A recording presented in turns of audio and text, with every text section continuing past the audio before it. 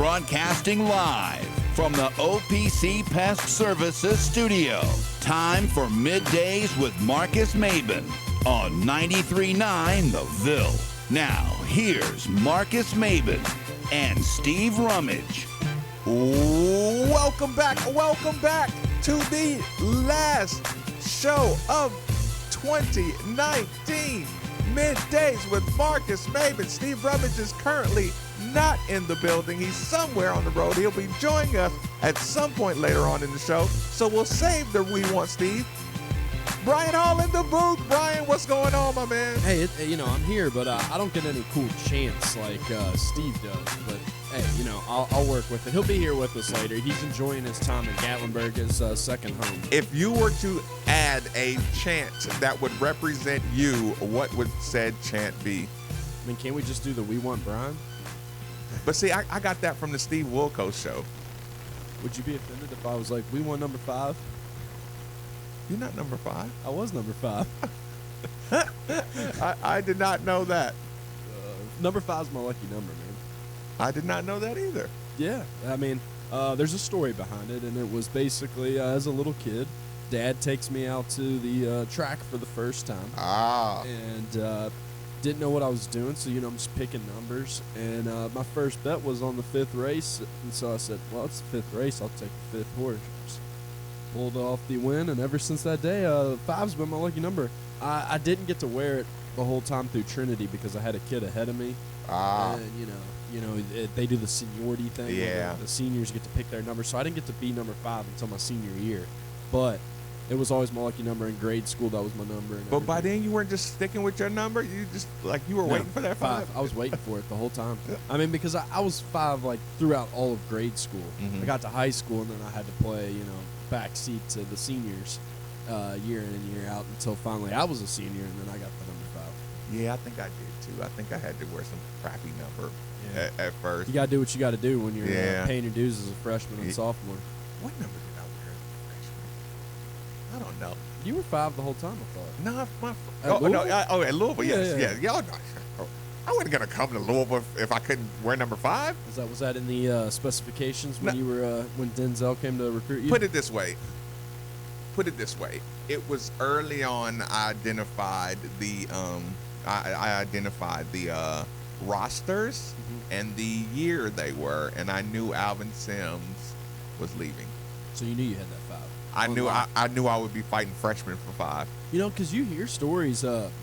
It's funny because you try to act like it doesn't make a big deal. It kind of matters. Well, if a video game says it does, then it does. And what I mean by that is if you play a dynasty mode on NCAA football or a basketball game, you can, when you're recruiting, you can make a player promise of a number.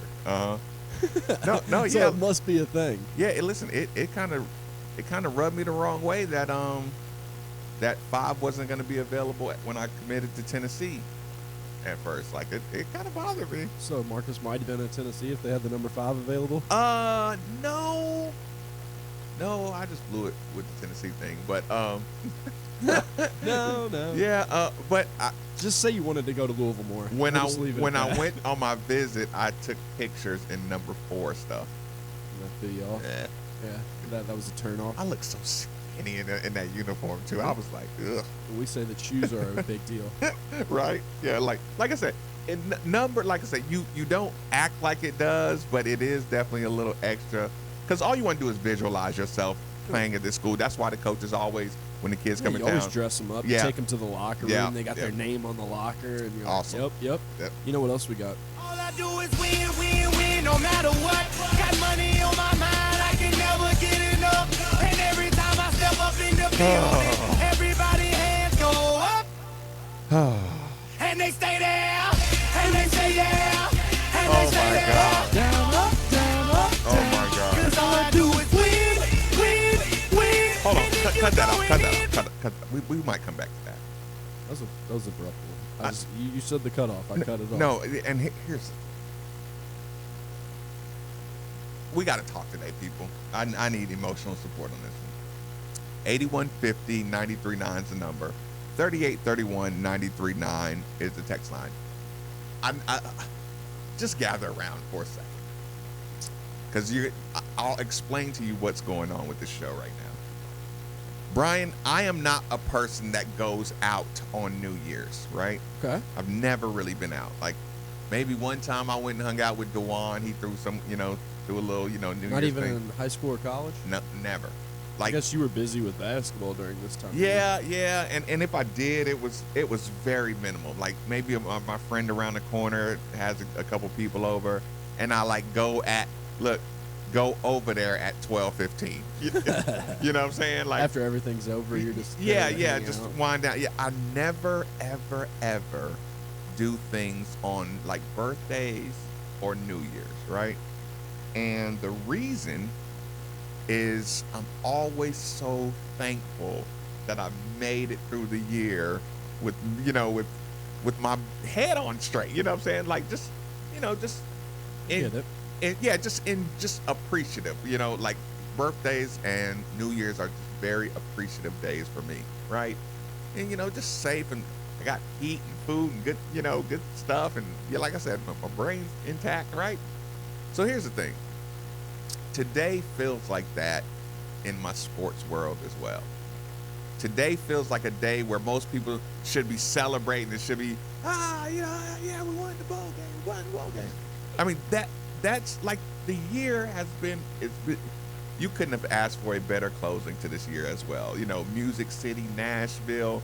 You think about this. At the end of the decade, you kill your Mississippi State demon, along with you get 8 wins and a bowl game in Nashville. Like, you couldn't have imagined better scenarios. I wouldn't have guessed it. Right? No. Like out of all my optimism, for them to exceed my optimism, right? You got to be pretty damn special, right? Mm-hmm. So today is just going to be, I want people just to pick your favorite sports moment of the year. Like what day did you come in? Because that's what I do on New Year's. Like, New Year's, I'm just like, man, that was a good day, February, or, early on in the year when this happened, or, when this happened, I was pumped, like all that kind of stuff. Today, I kind of want to reflect on a lot of good moments. But again, I apologize for the sound. Like, I'm not as enthusiastic as I would normally be off a win, but it's like one of those New Year's win. Do you want to pick more memories? Is what you're saying? Yeah, absolutely. Like I knew today I was gonna pick random days and see what was happening in the Louisville sports world, right? Like, I was definitely gonna do that. But I want the callers or texters, like, what was your peak sports moment this year? First thought, Brian.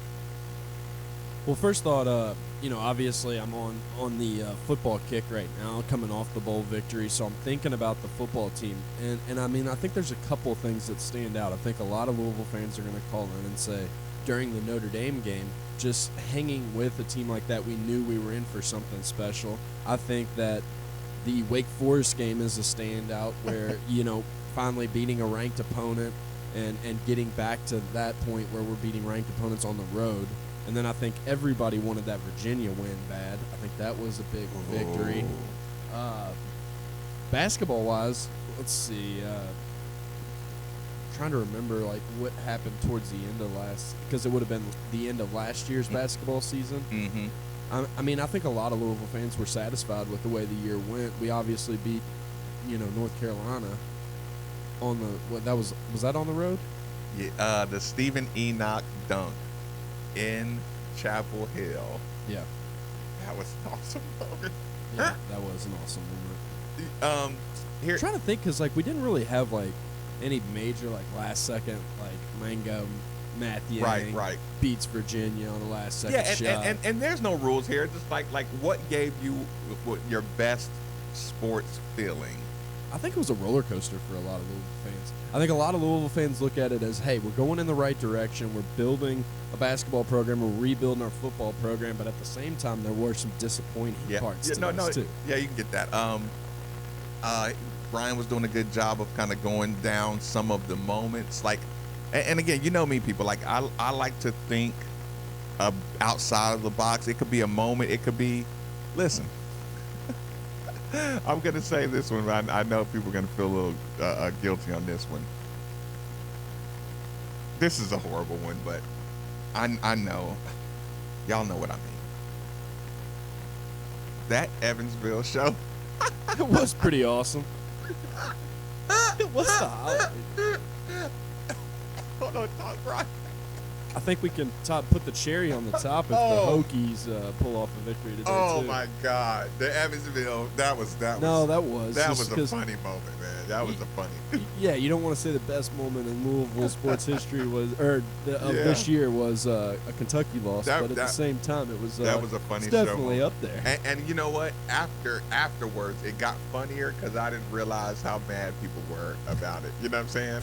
Like I didn't realize like it really got under people's skin. Yeah. And Louisville fans, me included, like it was funny. I'm not going to say that this is the best moment, kind of like what you're talking about, but I mean, I think Jeff Walls beating the number 1 team, Oregon, was a pretty big thing for the women's basketball team. Yeah.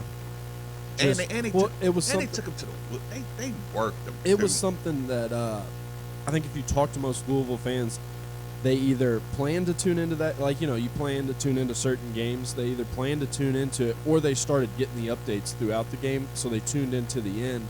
Or I think that all Louisville fans at least heard about that. Listen, watching my picture look over at it was Vanderbilt, right? Yeah. Watching my picture compete like that. Oh, yeah. That Luke was Smith. Yeah, Luke. I'm sorry, Luke Smith. Luke listen, Smith. Listen, man. He's fired up. Listen, again, people don't take it out of crazy context, but I was talking to Locke earlier, right? And I probably shouldn't. This is kind of shop talk, but Locke knows where I'm coming from with this one. He was proud of Virginia, right? He was proud of proud of the way they fought, right? Yeah. Now we made this joke. Moral victories does not make for good radio, traditionally, right? People are always kind of on me for saying, no, that was a good fight. You lost in Kentucky. You know what I'm saying? Like, they make fun of me of being moral victory guy, right? Yeah, I heard some. Sweeney makes the joke. Locke is not allowed to be moral victory guy. I was going to say, I heard some hypocritical stuff out in the hall before the show. Right. Like, he's not allowed to be moral victory guy, but when you're also a fan, you can be a little bit moral victory guy, right? Yeah.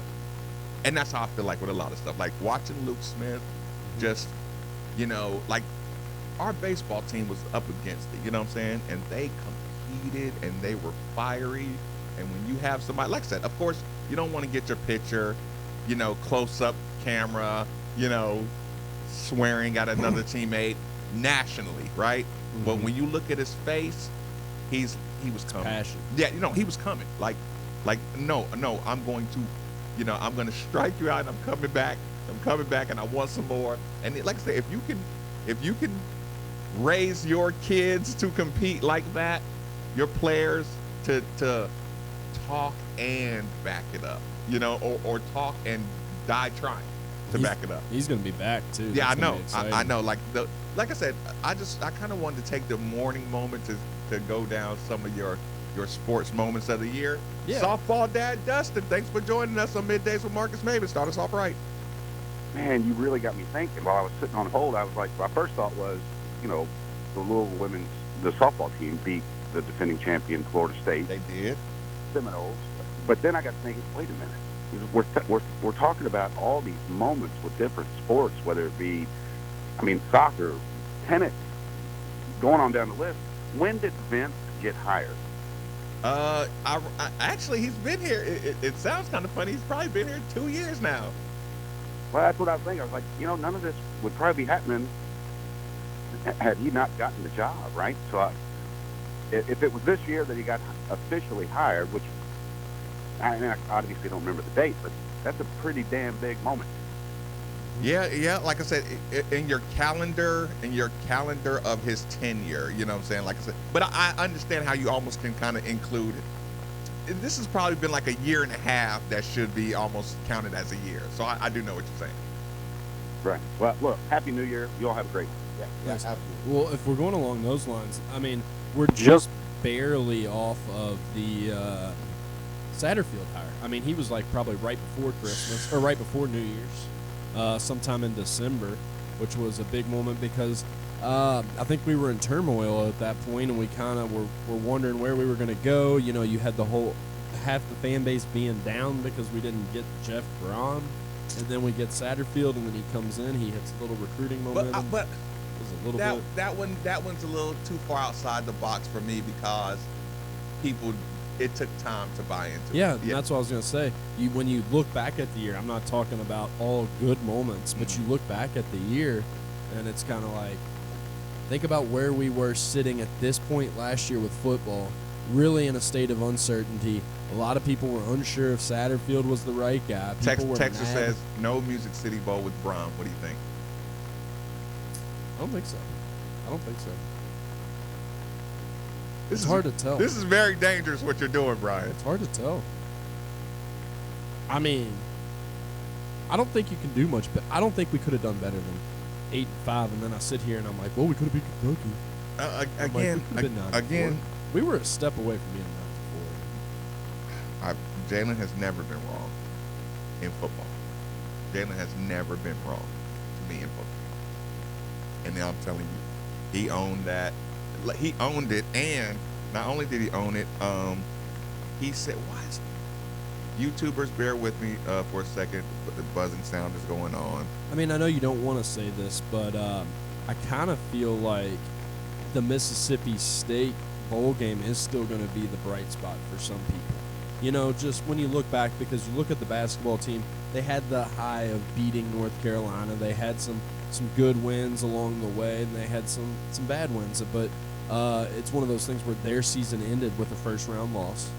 Then you look at, Louisville football. The tournament last year was my low moment, without question. The Minnesota game. I mean, I was very confident going into that game. I was like, we'll get to the, at least the second round, and then that happened.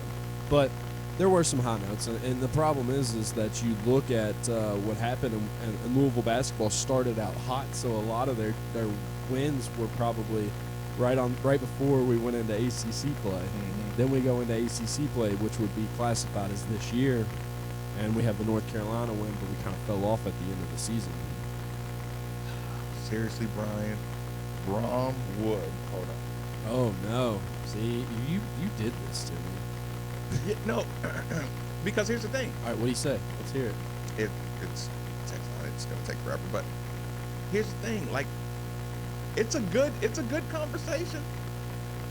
It's a hypothetical. What does Satterfield bring to the table that you don't think Brom would have brought?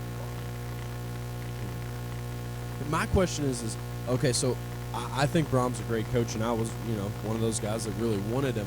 My question is could he have fixed the team chemistry as much? Because part of the reason that I think Satterfield was so successful this season was because he came in, he kind of cleared house, he got some of the quote-unquote bad apples out, and he brought in high-character guys in the short half a class that he brought in last year. He brought in some grad transfer guys that came in and made immediate impacts, but it seemed like the first year was all about building the culture.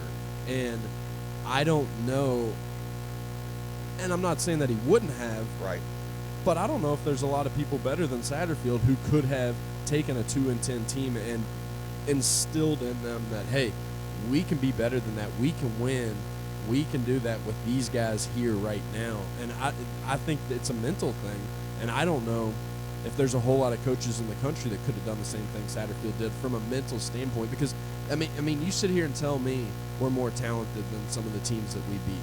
I mean, yes, at the top, Tutu Atwell, Javian Hawkins, but we didn't even know who, Javian Hawkins was before the season started.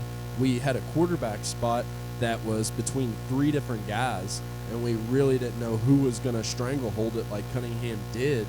And then, Tutu Atwell was somebody that we were excited about, but we weren't even sure if he was going to be our number one wideout because we thought guys like Seth Dawkins and that would have stepped up, or Des Fitzpatrick, and he did, but I'm just saying. I tell you what, I don't know if he could have instilled that. We'll continue that conversation. Quick commercial break. I got to fix the YouTube channel. 8150 939 is the number. 939 is the I'm former Louisville basketball player Luke Hancock. When the NCAA tried to take away the Most Outstanding Player award from the 2013 tournament, I got it back, thanks to Morgan & Morgan. Morgan & Morgan is the personal injury firm that fights for the people, and their team treats clients like family. Morgan & Morgan changed my life, and if you've been injured in a car crash, at work, or in a slip and fall, they may be able to change yours. For a free consultation, dial # law on your cell phone. That's # 529, offices Louisville. Are you ready to sell your home? Well, there couldn't be a better time. Houses are going for top dollar and selling quickly. You need to call Jill Blessinger with Keller Williams. She has a team of professionals.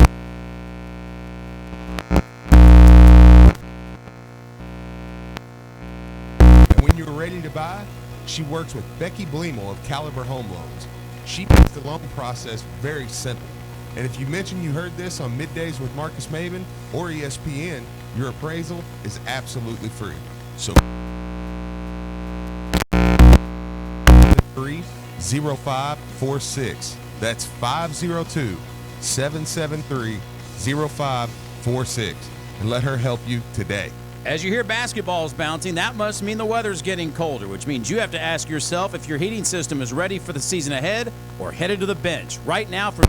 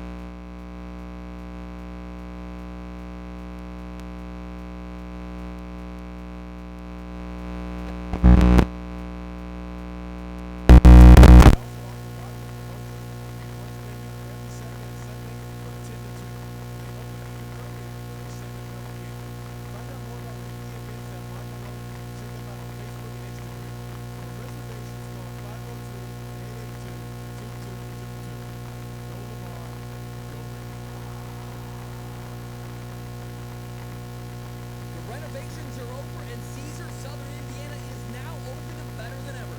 You heard me right. The new $90 million casino is open and features all your betting favorites, including bars, lounges, and a sportsbook for on-site betting. Whether it's game day or post time, watch all the action on large screen TVs and enjoy your favorite sports with friends in our fan caves. Come for the sports and stay for a betting experience like never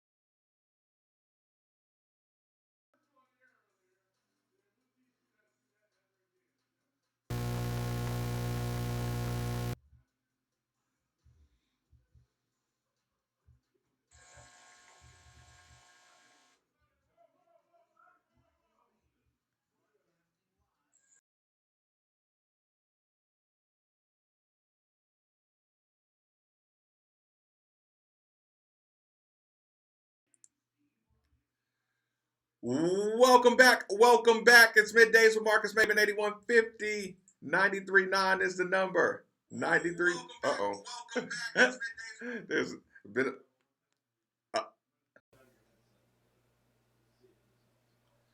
People, we are struggling through it so much. We are trying to provide your best audio experience. Well, we won't be able to identify that now because I just went to regular sound from my camera.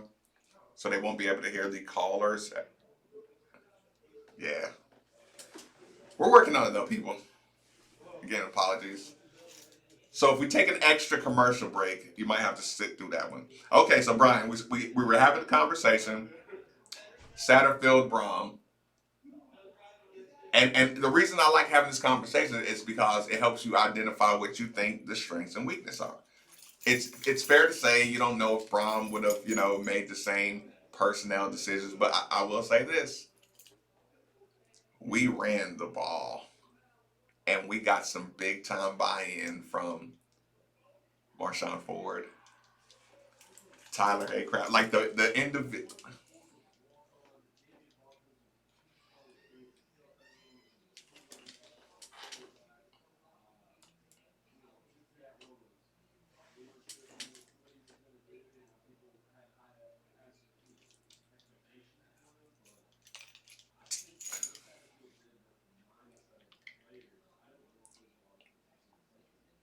You know what too?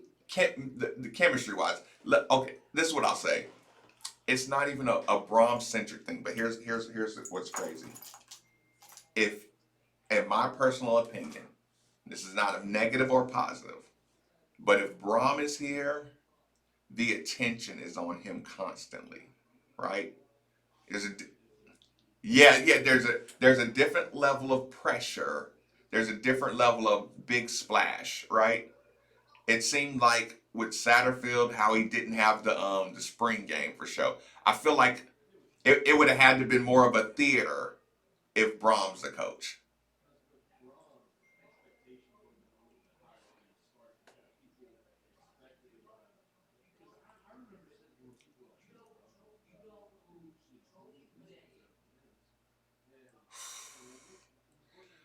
Yeah, but Brom would have came in and said this team sucks, and or not this team sucks, but he would have said the roster's going to take a long time to rebuild.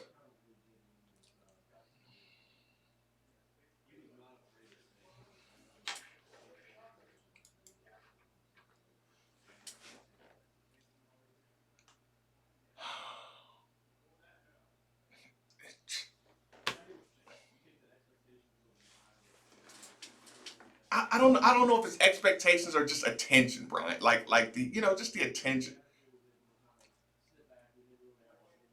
Yeah.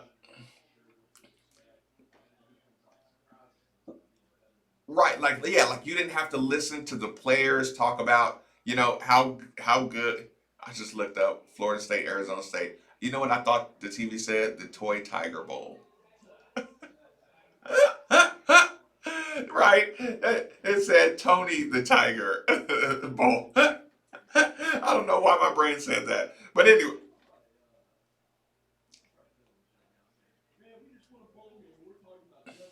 yeah, I know, but again, the whole point of this conversation is to go back over the year. It's like go back over the year, go back over the bright spots.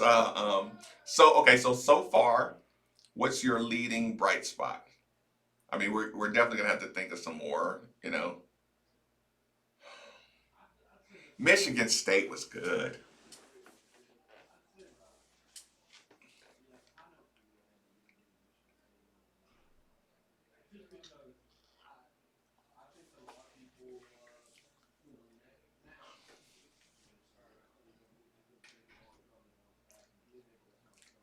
but you were right though when you said there's a moment like you're down 7 against Notre Dame late and you're driving and you're like, it was a beautiful night too, man.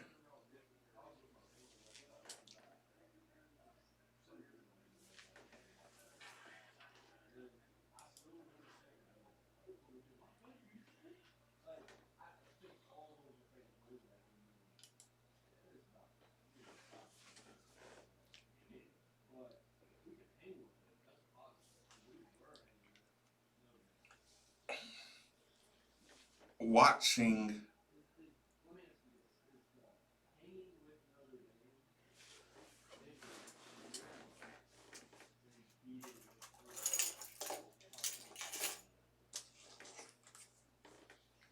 That Wake Forest was awesome.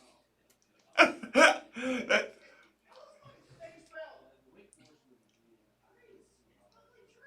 I mean, listen, watching Evan Conley run to that end zone was a moment. And it's awesome because the camera angle of just the one that's right behind him and him just running to that end zone, it was awesome. That was a good moment.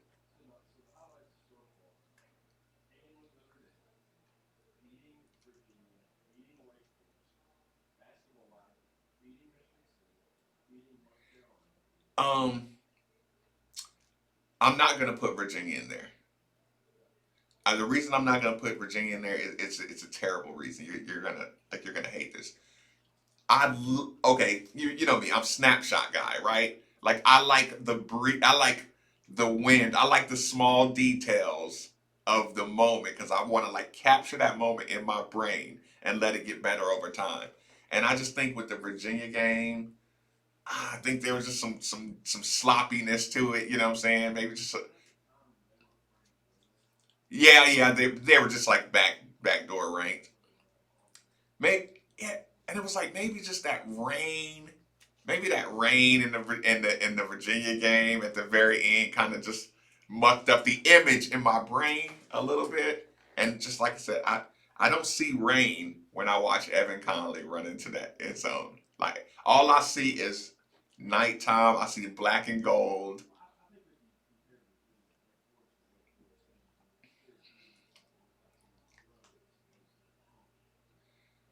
That that alley oop that Christian Cunningham threw. Now I know it can technically, be outside the year or whatever. That alley oop that Christian Cunningham threw to Jordan Ward to kind of seal the Michigan State game. Just Ryan McMahon going, oh, that was a good moment.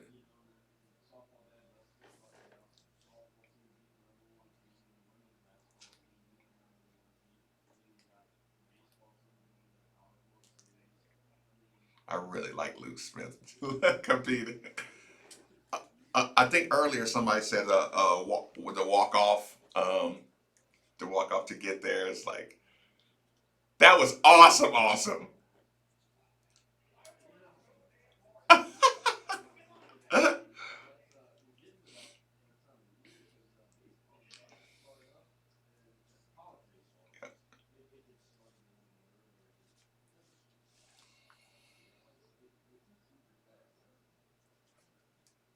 um, the see, and it's so unfair because, like I said, I know I'm cheating by using the last year and a half because I will say this, man, Louisville Live, the first one.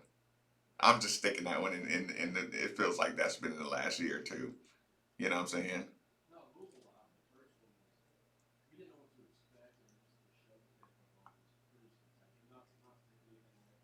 And that was kind of like a fan moment for me. Just like, what I'm saying is not necessarily the team or Coach Max, iconic run this town thing. The fans that were just in there, it was hot because it was just hot.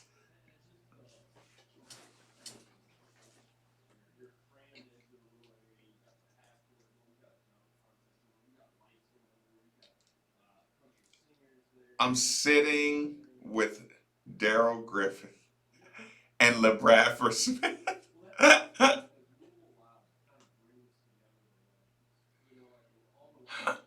Or yeah, just the energy. Yeah, just that energy.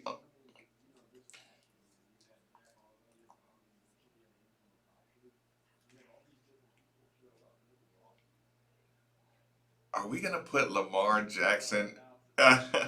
when you,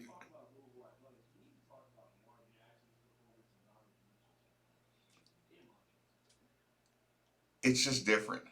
It's like listen, the videos of the Cards chant, and people like, you just got to ride with me and Brian Hall are just totally going down memory lane right now. The Cards chant in Cincinnati with Lamar in town.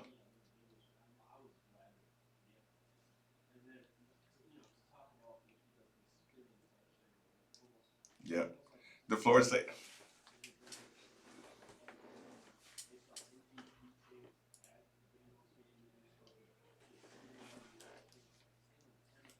I know. Like Steve called me this morning, right? And he said, go down and have breakfast at the hotel or whatever. And he said, I don't know when he's going to call in, if he's going to call in, so I'm still in his story. He says Mississippi State fan comes down, basically in a nutshell, just totally impressed with the Louisville fan base in Nashville. Like and this is Mississippi State, who's been, a fan. They've been to 1,000 stadiums. They've been all, 1,000 neutral sites, and just as a fan base to go. You know what I enjoyed a lot too? The sweep played to Tutu Atwell against Western Kentucky in Nashville. Because that was like the first time we have seen this play, and we know it's coming, and we've seen it. You know what I'm saying? Oh, God.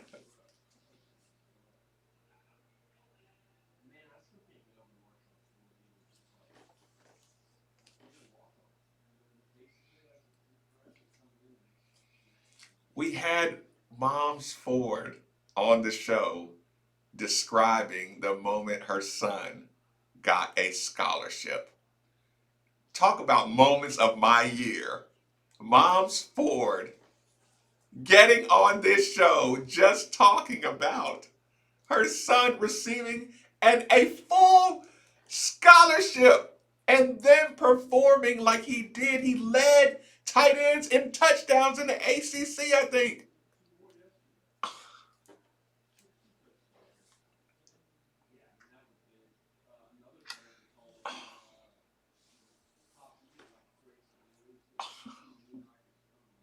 I still feel horrible about that. I didn't know. Yeah, like that should have been a little more coordinated. But I feel you. We're all excited, and they know my intentions are not to break news. Like I'm not that guy.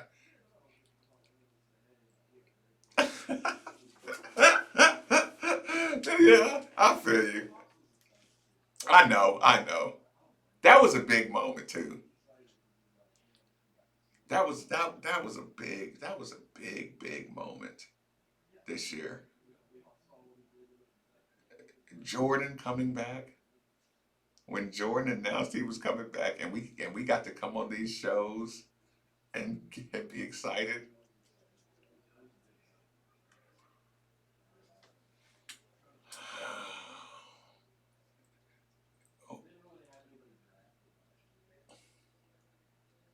Oh, did we flip a recruit that we were pumped about or something?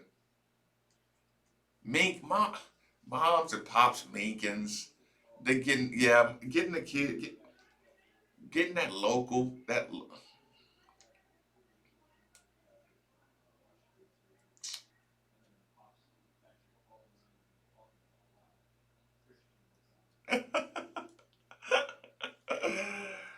I do like getting local recruits I do like stealing local recruits. I love the energy because there's all like, just so people know, like I left out one of the best ones. I left out one of the best feelings of this year.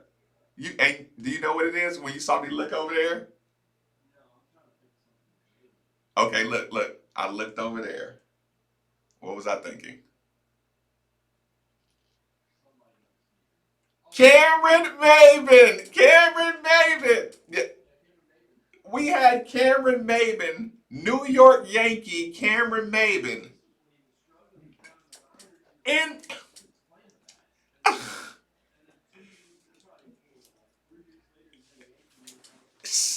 days. It was like days later. Like he left here, went and packed up, and was on his way to New York in like 3 or 4 days or something.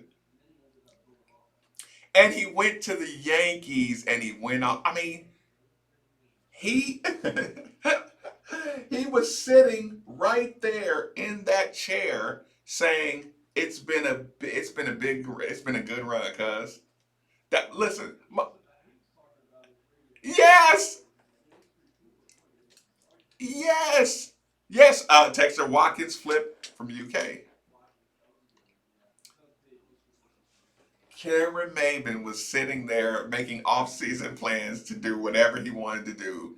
He's been playing for 14 years or something, right? But yeah, yeah.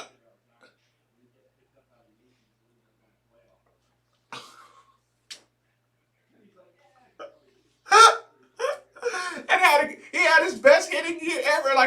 And I said, cuz, how are you hitting so good? Why are you hitting so good? He said, man, they told me to chase the ball.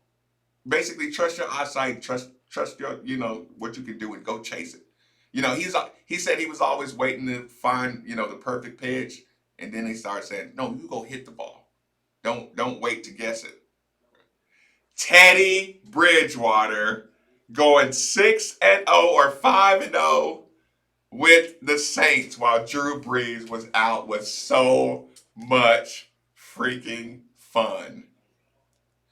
I jumped away from my point. We're just kind of scatterbrained, but the point I was making about local recruits, it's not the selfish part that makes me enjoy keeping local recruits. It's the phrase each one teach one. It's like you don't believe it until you see it as a child. So if you see big cousin Jordan Watkins, you know what I'm saying, or big cousin Josh Minkins, or the kid that grew up the street from me, Josh Minkins, you know what I'm saying? Every kid on the street believes they can actually, be successful, and you really you have to see it with your own two eyes to really, or it's a pipe dream.